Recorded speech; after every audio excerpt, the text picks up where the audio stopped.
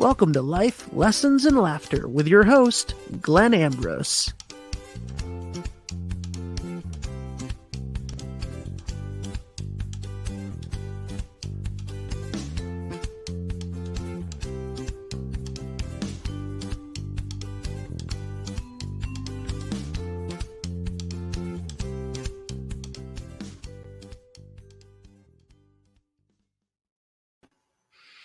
Hello, everybody. Welcome to the show. I'm here, and now Aubrey's here. Hi. Hi. Long time no see. Long time. I was just noticing how short my hair was in that video. Oh, yeah. Yeah, it's like I haven't gotten my hair cut in over 2 years. So now it's like, woo. What's your secret? My secret to what? Yeah, like my hair, it just doesn't grow. It just stays the same no matter what I do. I just The same length? I want to know your secret. Yeah, they're like these luscious locks. Luscious locks. Yeah. Well, this is 2 years and my hair grew 2 feet. Like, that's not. Well, yeah, but that's like, actually, I get curious about stupid things. So, but my curiosity is satisfied very quickly. I've noticed compared to a lot of other people. Like, I just think in general terms a lot. Yeah. So, like, I get curious. I'm like, geez, I wonder how long my hair's going to grow.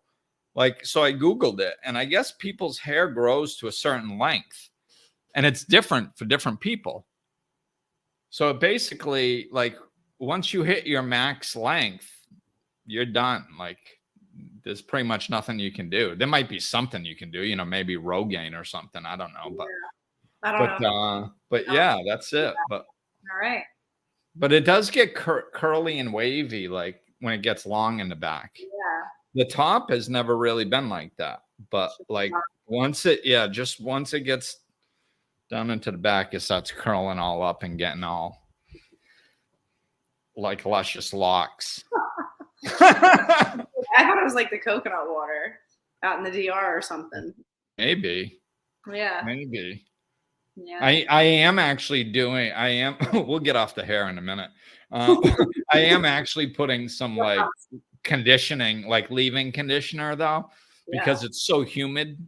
Yeah. Like it was embarrassing at some point. A different look for you. Yeah. So I was like, okay, I'm going to have to like cave and like, just do this. Yeah. Do this stuff. To me, this is, I'm like a guy, man. So like, to me, this is like caving and getting into the girl stuff. Yep. Like unconsciously, that's how my brain looks at it. Oh. There you go. But yeah, so today we'll actually start talking about the topic, which is enjoying the process. Enjoying the process of letting your hair grow. Well, the process of anything. Yep. So we're talking and we've both been kind of doing this in our lives. So how did you say you were doing it in your life recently?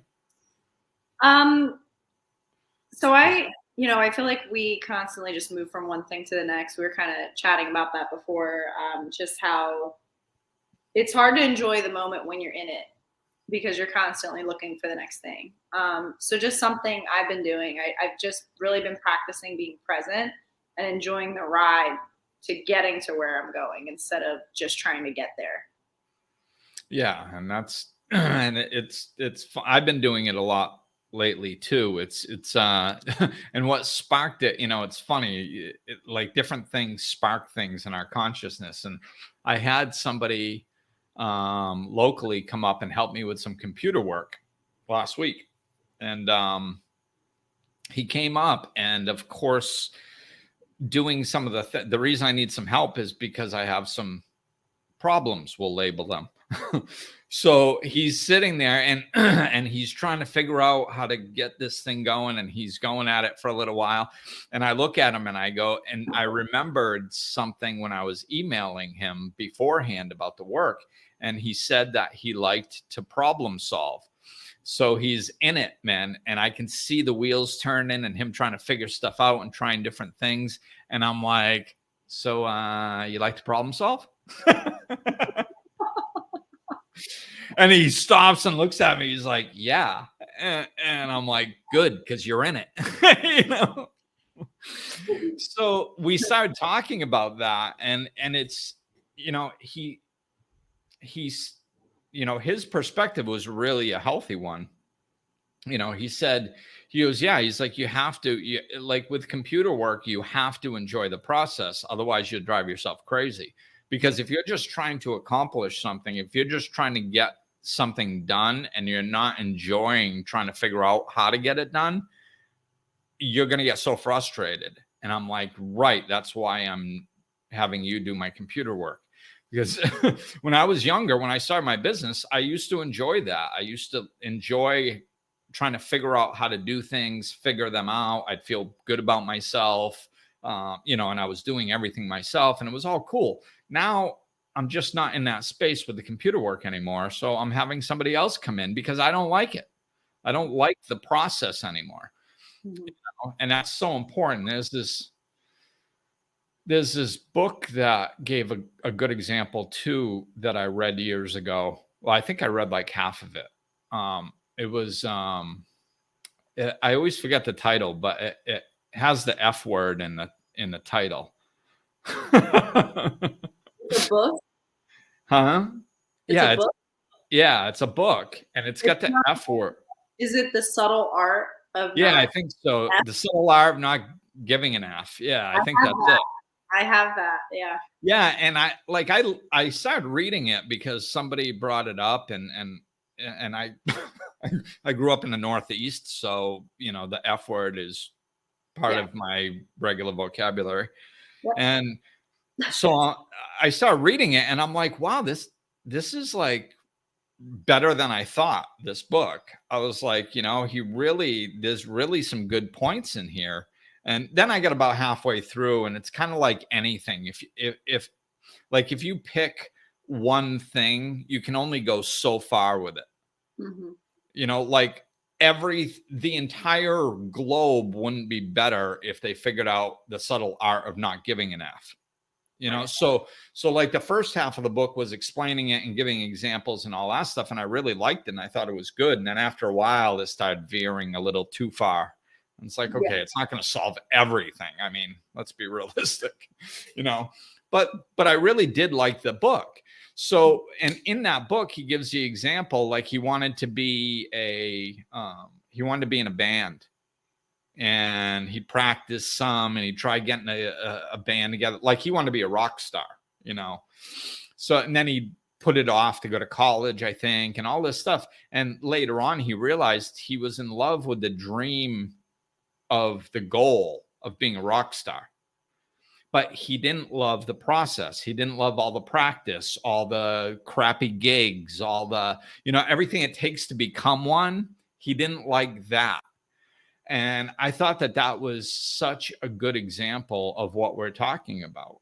It's this is why it's so important to love what you do, especially, especially, I think it's getting more and more important in the world, like for every generation.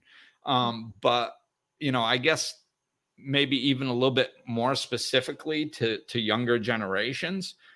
Because like you're just starting out, man. And like if you believe the dream of the planet that like you're not going to like your job and you have to do it anyway, because that's how life is, you're not going to last that long anymore. You know, like for older generations, they lived their entire lifetimes not necessarily liking their jobs, and it was okay back then.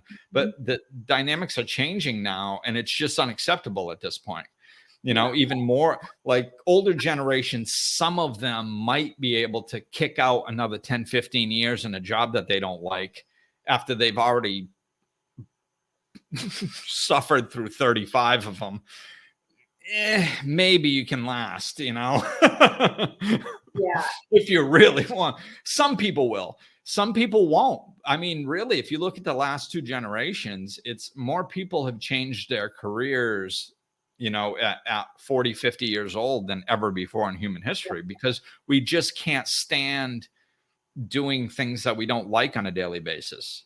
It's just intolerable the way the world is going, so you might as, and like I saw it, I'm seeing it with younger generations, because you have to pursue what you want, and it's not, most of the time it's not going to be easy, like, because society doesn't support people chasing what they want. Society teaches people to stay in a box. A lot of people at work don't like their jobs, or are kind of just trying to get to the next thing. So they're not focused on the process of their job. So like, I see it with guidance counselors and career advisors and all this stuff. It's like, I have kids go in there and I'm working with, and go, hey, go talk to your counselor, go talk to your advisor. And these advisors are like, no, that's not really feasible. It's like, everything's feasible. Like, you're talking about a child's life. Right. Like, and you're going to say, no, it's not worth chasing what you want. You should just stay in the major that you're in, even though that you don't want it. Like that. See, that they're conditioned to behave like that. So we have to be our own advocate, and we have to push. So it's going to be hard. And if you don't love what you're trying to do, you're never going to follow through with it. Because as soon as you start hitting speed bumps and things start getting difficult, you're going to go, the heck with it. I didn't really want to do that anyway, and then you won't. Right. Because you have to value the goal to a certain level where it's worth going through that to get there. Right. So it's like you have to, I mean, you do, that is a little bit goal oriented kind of mentality. But like, if you understand that, to do what you want for the rest of your life, it requires you to go over your advisor's head, even though it pisses them off. Find other ways of gathering information. Don't let these roadblocks stop you, because it stops a lot of people. And, but if you found something that you're passionate about and that makes you feel alive, that's part of the process. Part of the process is just not taking no for an answer. You can't really do that. Yeah, I can. I just have to find a way. You can do anything you want. You just have to find a way. You're going to figure it out.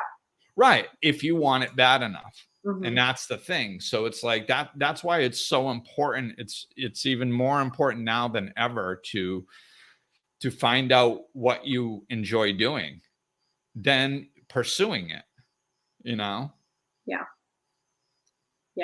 And, and I mean, finding something you enjoy, how do you, I mean, I guess you just enjoy it, right? But, how do you know if something is aligned with you or not? Yeah, it's basically what you just said, but we can expand on it, like it's really simple. We overcomplicate it. Everybody's running around going, like they say, well, I don't know what my purpose is. And they use that as an excuse not to follow their purpose. Yeah. It's like, well, what do you enjoy doing? Like, I loved being a father. It's like probably the highlight of my life. But I don't like working with kids. Yeah. And so I shouldn't work with kids. I know other people that love working with children. They should work with kids. Yeah. It's really that simple. It's our like, I'm not interested in so many things. It's close to endless how much stuff that I don't care about. You know, it's funny because like the older I get, the more I fine tune what I do enjoy, and the more I'm willing to let go of what I don't. Hence the computer guy coming over here. You know, so it's like there's so much stuff and that I don't care about. Yeah. And to me, it's just obvious that I'm not supposed to be doing that because, and I understand, like when I don't care about something, like I try not to make other people feel bad. I'm like, you know, no, I get that you like it. Right. I get that you care about it. Right. I get that it's important to you. So therefore you should be doing it and you should be talking about it, preferably with other people who give a shit, because I don't. Like, there's people for that. It's not me. But it ain't me. But like, sometimes I'll support you in finding them. Like, it's it reminds me, like, just enjoying the process. Like I see that a lot with work, whether you whether you're passionate about what you do for work or not, it's about your why, and if you're doing it just for a paycheck to pay your bills, and that's the mentality, then, or regardless, I do think that just stopping and being able to just enjoy where you're at. I think it really is mostly just being present, just being able to get present. Right. Yeah. And it's, when you're looking for what you want to do, it's like, it's just the first thing you have to do is kind of stop looking, quite honestly, because that, like, what we're the whole idea, I have to find what I want to do. I have that's already implies that it's outside of you. Mm-hmm. So we don't pay attention to the subtleties of the energies and the meanings of what we're doing. We just do it because it's socially acceptable and everybody agrees that that's what you're supposed to do, and we don't question it. But if you pay attention and question everything, then it's like, oh, I don't know what I want to do. Like, I have to figure out what I want to do. Well, that sounds stressful. Yeah. And you're going to put a bunch of effort into it, and you're going to figure it out like it's some sort of mysterious problem. Right. Like, and then just thinking that you don't know what you want to do causes stress, which constricts. And then putting effort towards finding something outside of yourself constricts. So basically all that energy that we're doing is we're tightening and we're constricting. And what are we constricting? The flow of information. So now we're like, what am I supposed to do? Yeah. Now you can't even get there if you wanted to. No, it could be right in front of you and you wouldn't see it. You wouldn't notice it because you're so tight. Nothing can come in, you know? So the first thing we need to do is relax and open up and just be like, just pay attention. Just write a list of things that you enjoy. And if you feel stressed out when you're writing that list, you're doing it wrong. Mm-hmm. Like, you're literally writing a list of what you enjoy. Why should that be stressful? Right. So it's like play. That's usually when I'm coaching, I use words like play. Just go play with it. Go play with the ideas of what you want to do. Play around with it. Make it like a scavenger hunt, a fun scavenger hunt. Like, oh, what do I like to do? What brings me joy? Oh, I like listening to Jason Mraz. Oh, okay. So what about Jason Mraz do I like? Well, I like that he has a positive message. I like that he brings in reggae tunes sometimes. I don't care what you write down, man. Just like whatever brings you joy, write it down. Whatever you lose time doing, like, or if you get into a conversation with your friend about something and all of a sudden you go, oh my God, look at the time. We've been talking about this for 2 hours. I got to go. Write that down. Yeah. That's a thing, because you lost time doing it.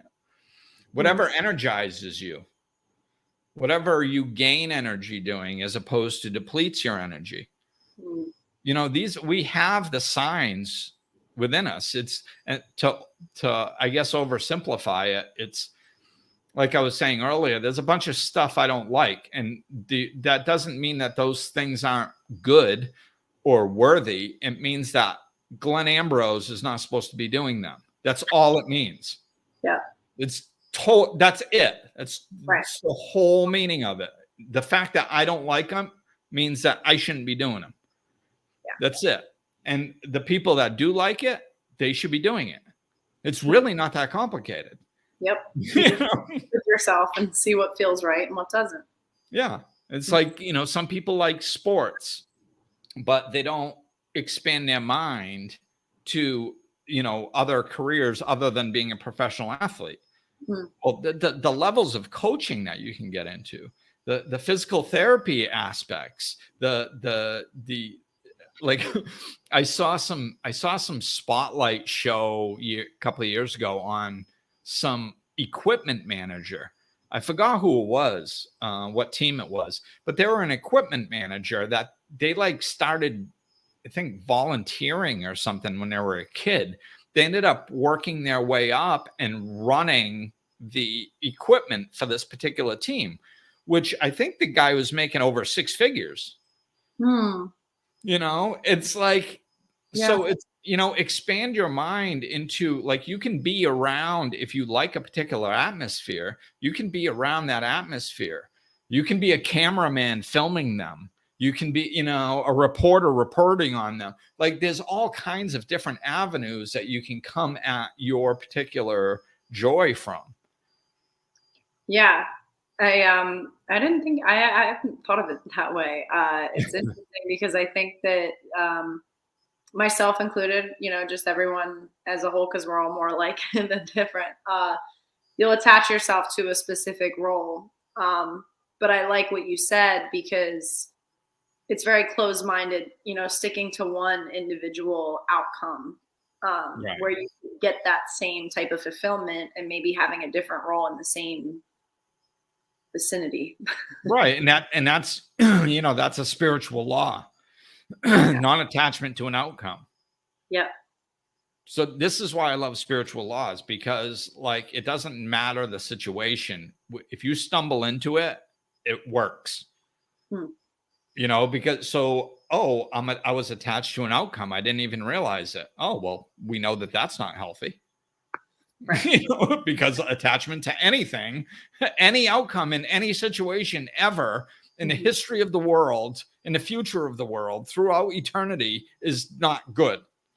Not good. No, negative.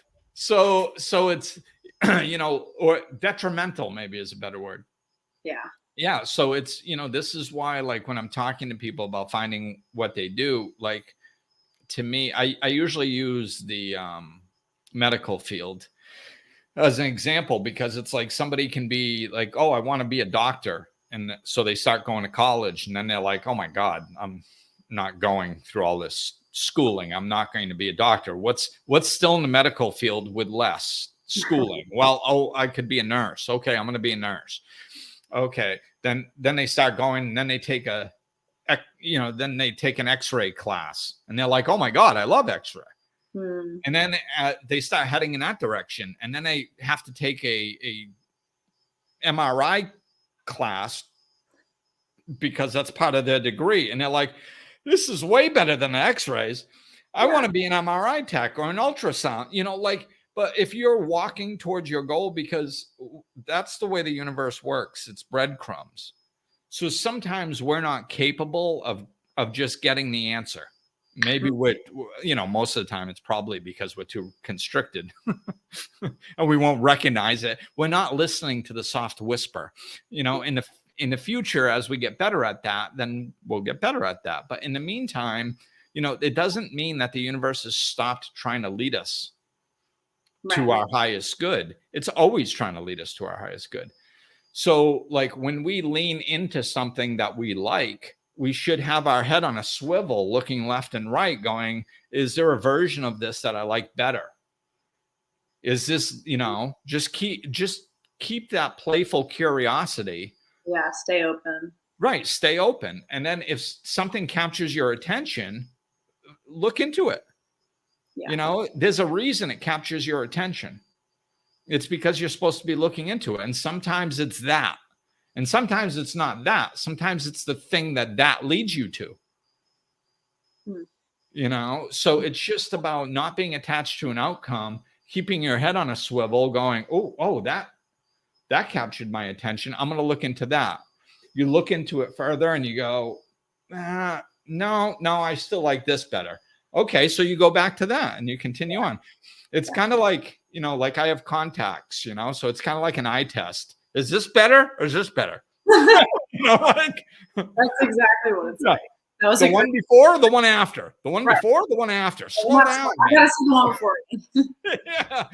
So it's kind of like that, you know, if something grabs your attention, put your attention on it and lean in. You're like, okay, is this something? Mm-hmm. Is this something that I should follow? And if it's something that you're supposed to follow, when you put your attention on it and lean in, another piece is going to, like, another breadcrumb comes out. Yeah. And goes, yes, follow me. I want you to come in this way. Yes.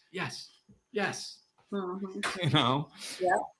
And if not, it's like, oh, well, you know, maybe I was bored and something grabbed my attention for a moment. I looked into it. There's nothing there. Okay, I'm going to stay my course. Right. You know? Yeah. So, you know, so kind of what we're talking about now, you know, enjoying the process applies to everything. So what does it look like in exactly what we're talking about now? It looks like enjoying the process. You know, like as you're going through this, consciously know that you're going through a process and enjoy it, because that keeps your flow open. It keeps you relaxed, and it keeps you from constricting and therefore missing breadcrumbs. You know, receptive towards possibility. Right. When you stay open, everything's flowing and you're not taking it too seriously, but you're not ignoring it, and it's fun. Yeah. You know, it's like, oh, what's it? It's like, you know, being a kid in a candy store, man. It's like, oh, what's this? You know, like we should enjoy the process. Like, you know, think about what we're doing. You're creating a life of your dreams. Mm-hmm. Why is that stressful? Right. You know? I'm excited. Instead, it's perspective. We suck the joy out of everything because we're so focused on accomplishing something and not about enjoying the process. It's like you're enjoying you're creating the life of your dreams. It should be fun, you know? Should be. Yeah, it should be. But we just no, it's really important. And squeeze the life out of it. Like, no, nothing's that important, you know? No, yeah, it's tough. It can be tough being present, you know? It's, now, do you think it just takes practice, like anything else, you know, to just rewire your brain like this to check? Because it is such a habit, and I feel like it's so common in our society. It's almost fueled. It's almost not absolutely where you're at and get where you're going, and it's just, especially where I'm at. I'm in like Philadelphia area, everyone. And it's just, I mean, on the East Coast, like it's fast paced, and everyone's in a rush, and no one's enjoying, you know, where they're at. If you're thinking about traffic, as an example, I just had this yesterday. You know, everyone's trying to get to where they're going, and they don't care, you know, about the ride on the way there. And it's hard to be present when you're just trying to get to the next spot.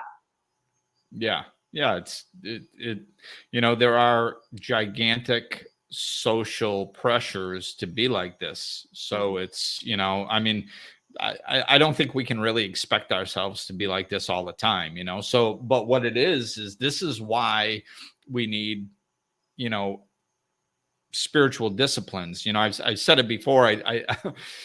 I don't like telling people what they have to do, but but meditation, I can't see a way around it. So just, you know, there's different, and like, you know, getting consistent spiritual food.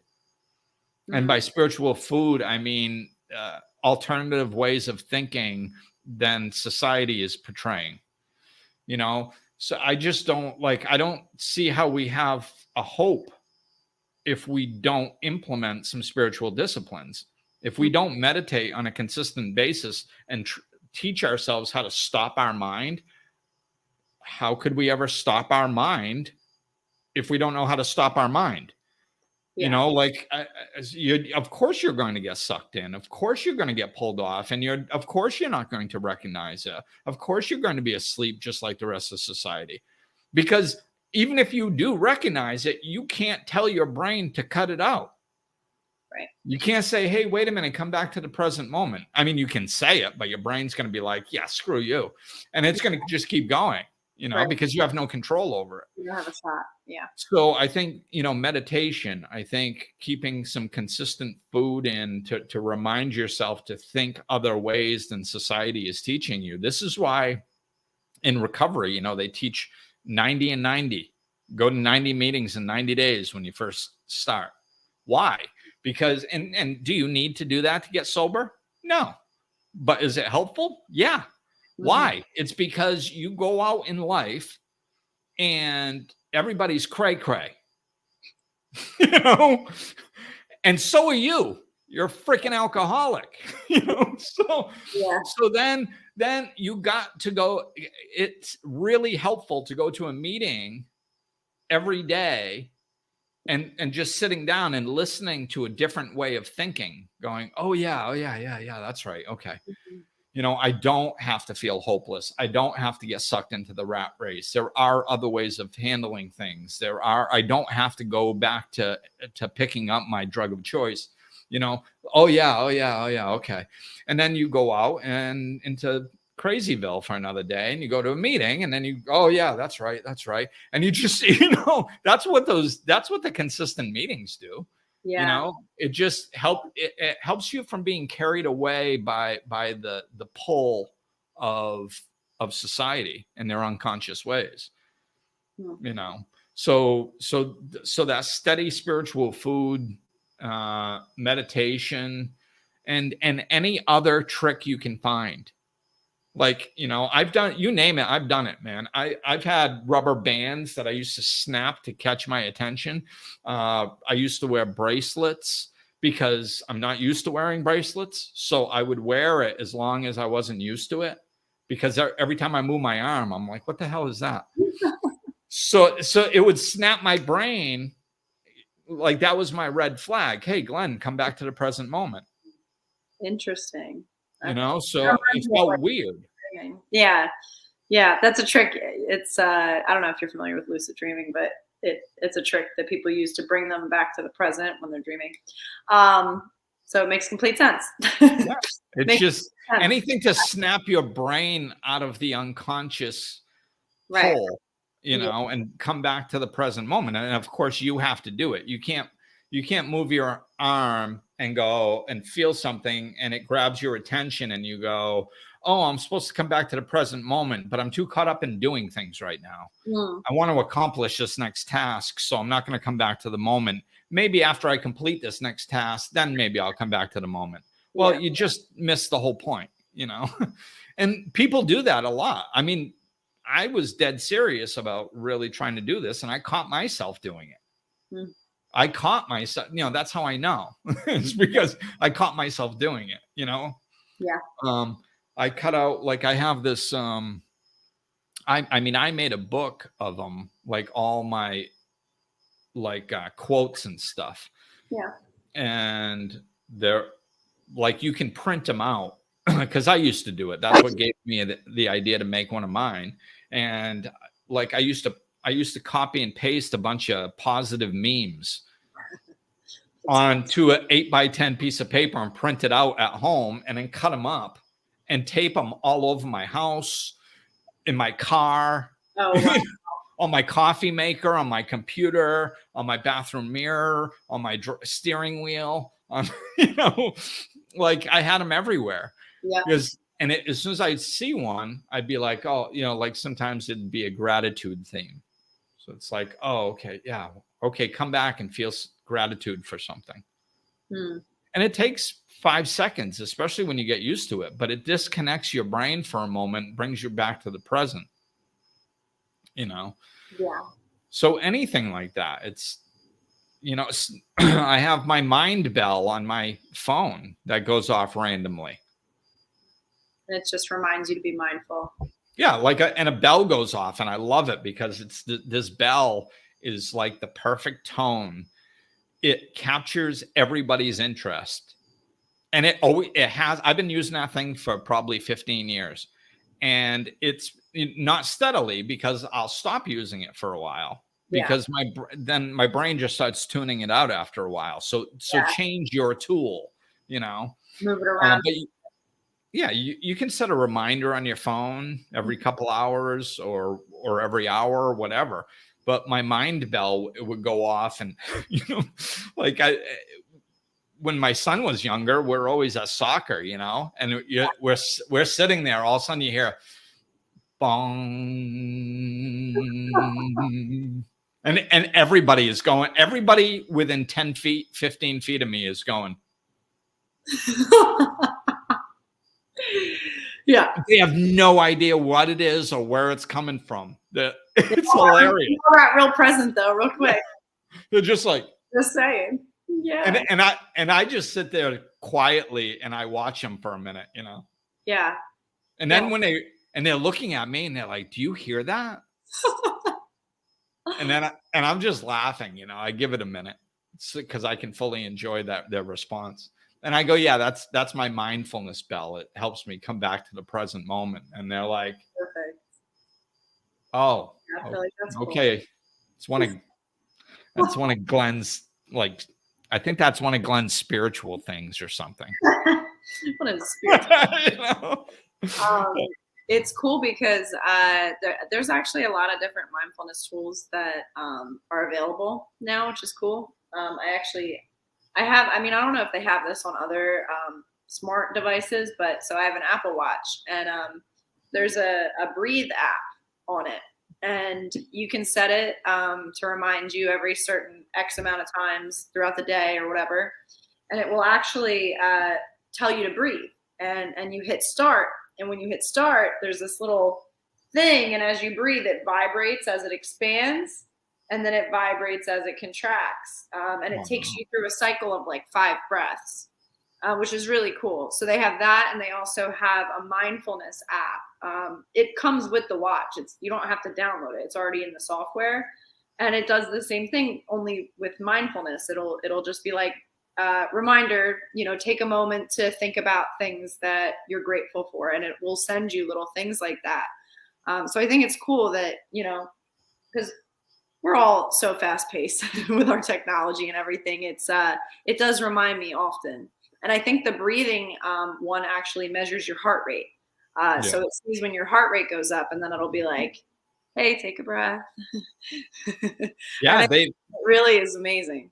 I didn't know about it on the Apple Watch, but I have seen devices that do that have been marketed over the last 10, 15 years. and I've read about them and some of the research on them. And it's, it's all scientifically backed. I mean, this stuff works. Yeah. And it's, sometimes we think that we have to be too specific, I have to make sure I don't get caught up in accomplishing things. Right. Yes, it's a good thing to work on, but it's just practicing being present, coming back, whatever the hell you can use to be more conscious in your daily life. Yeah. In any particular way is going to help you accomplish that goal. Right. This is why everybody in the world is teaching mindfulness, consciousness, the present moment, being in the now. It's all the same thing. Right. Eckhart Tolle teaching the power of now is no different than Deepak Chopra teaching consciousness. It's the same thing. It's and that's the foundation for everything. So if you can be more conscious, you're going to be more in control of what you do. And if you're more in control of what you do, you can consciously choose what you want to do. Yeah. So you can consciously choose to enjoy the process. And it is, it is a muscle. When you start enjoying the process more and more, you're happier more and more, because most things are a process. So if you practice being enjoying the process, then you're going to be happy longer, Yeah. because accomplishments are a goal. We do not achieve happiness at goals.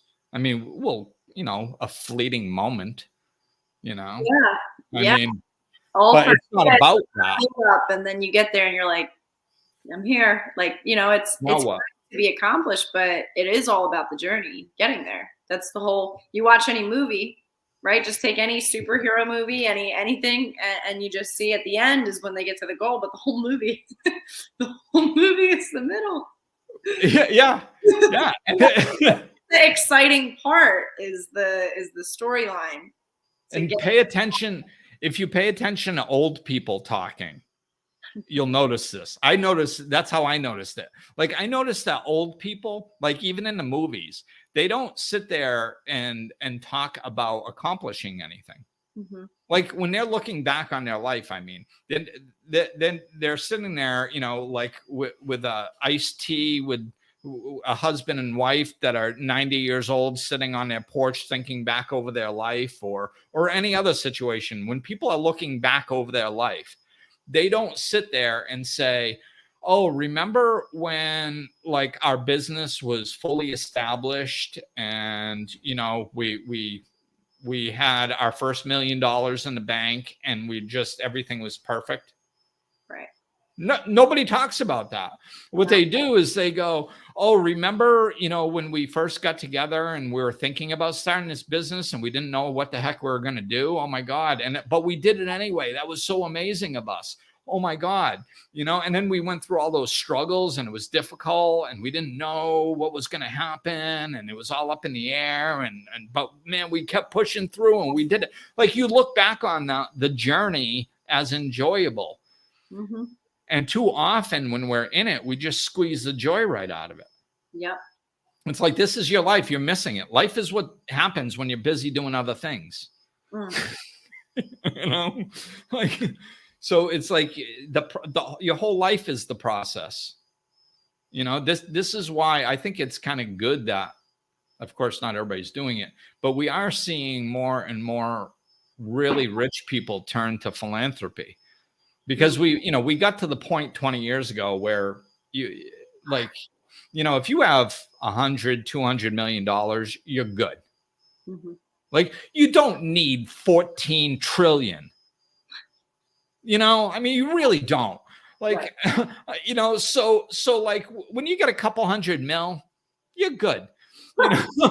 And when, if you're a celebrity and you can't go anywhere on the planet without somebody recognizing you, except to like a little lake hidden in Zimbabwe, right, you're good. Like, you succeeded at whatever the hell you were trying to accomplish. Congratulations. Move on. But what they're doing is people are hitting these levels of success that we never even could conceive were possible before. And they're looking and they're miserable. They're empty. They're finding out that these accomplishments are empty. Jim Carrey is a good example of that. He said that. He's like, I wish everybody could be highly successful so they could find out that ain't it. It's not going to fulfill you. It's not going to fulfill your soul. Nothing will. No amount of fame, no amount of money, nothing is going to do that for you. It's falling in love with what you're doing on a day-to-day basis. Enjoying your life as you experience it.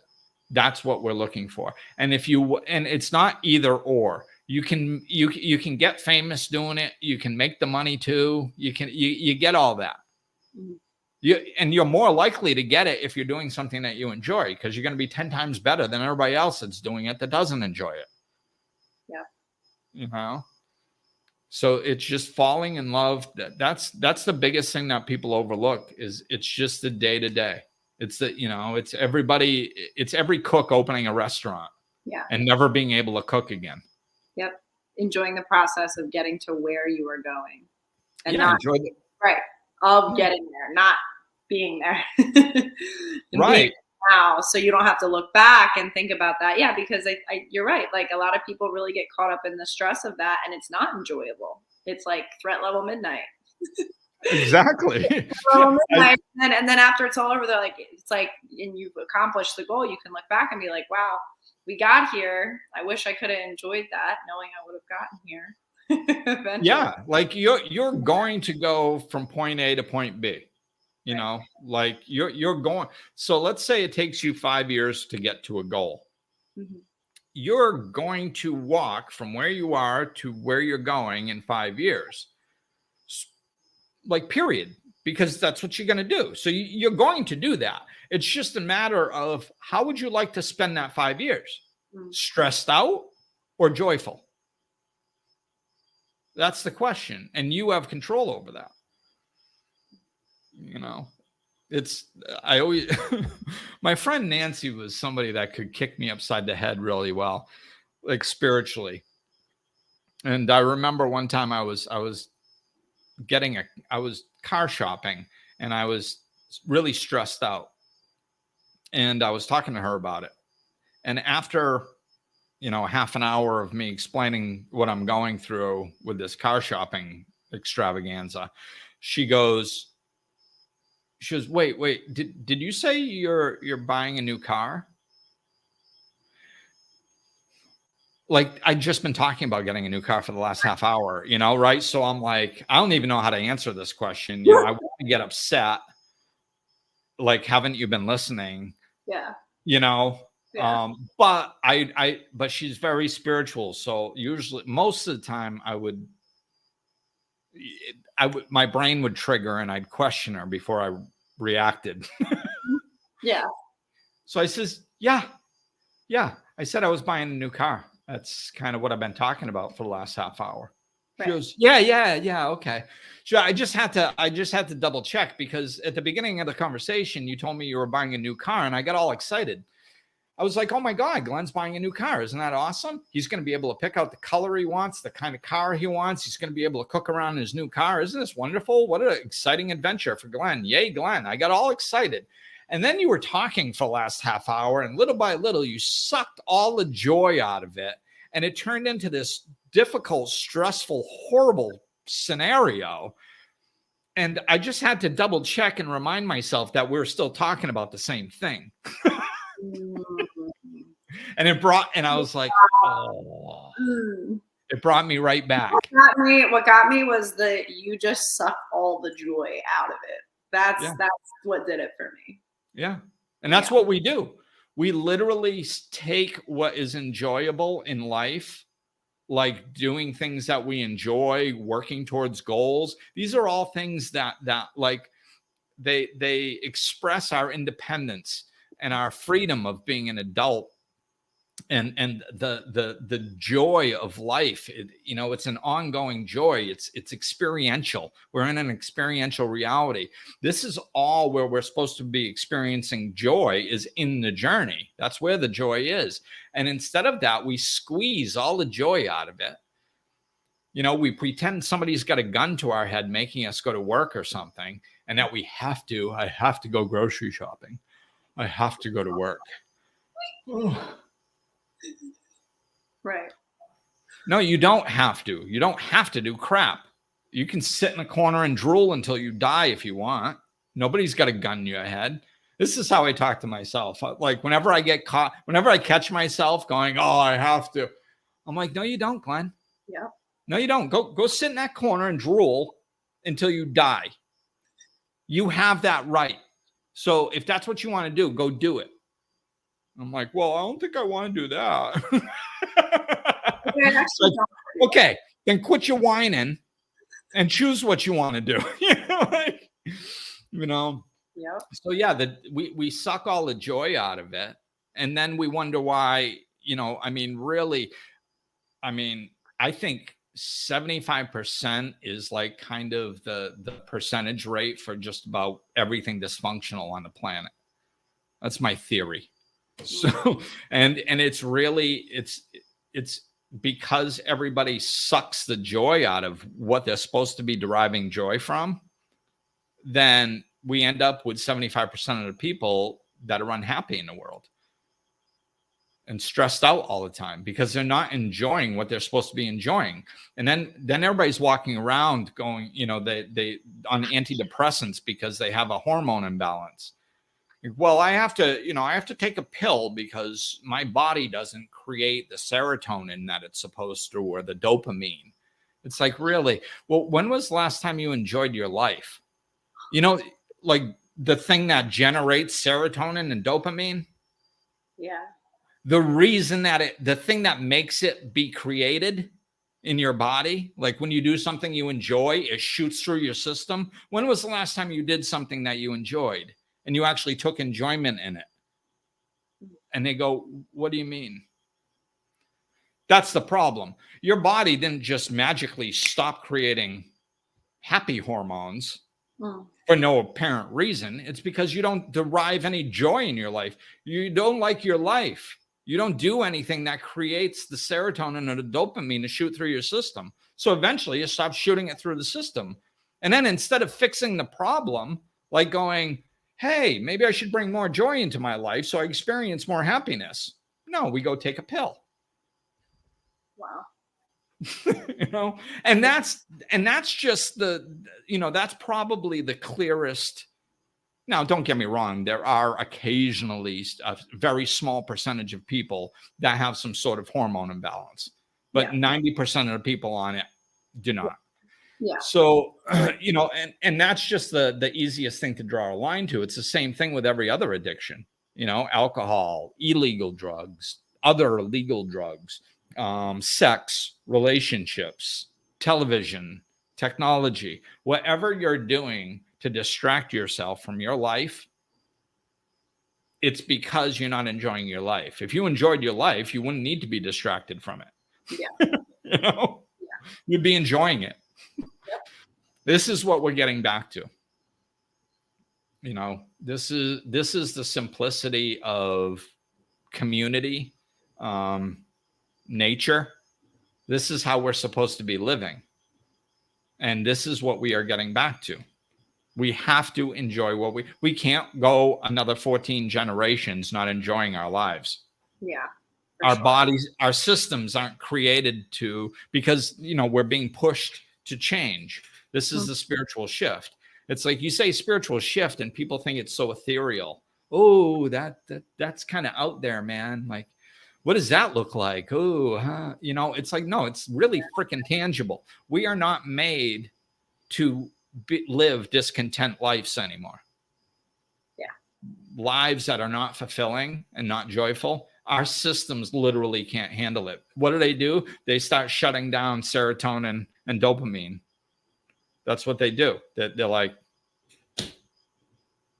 no, we're not going to function like this any longer.